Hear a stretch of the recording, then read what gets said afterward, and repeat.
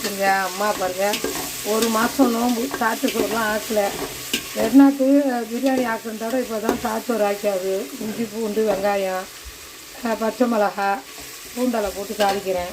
இது தால்ச்சா வச்சாகுது. பாருங்கள், புதினா மல்லிக்கீரை எல்லாமே போட்டுருக்கோம். போட்டு இது பண்ணுறோம். சாத்துச்சோறு ஆக்கி இறச்சாங்க கற்ற போகிறோம். யாருமே லைக் பண்ண மாட்டேறீங்க, ஷேர் பண்ண மாட்டேறீங்க. என்ன நான் மட்டும் தான் மெனக்கடுறேன்.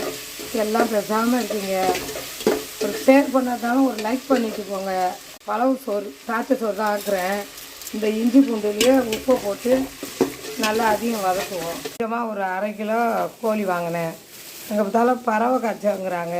பயமாக வேறு இருக்குது கோழி ஆக்கி சாப்பிட. சும்மா கொஞ்சமாக ஆக்கிவோம். ஒரு படி அரிசிக்கு 2 படி தண்ணி. இது 1 படி சொம்பு தண்ணி ஊற்றியாச்சு. போல கொதிக்கிட்டு போகிறேன். என் பிள்ளைங்களுக்கு எல்லாம் சாப்பாடெலாம் எல்லாம் ரெடி பண்ணி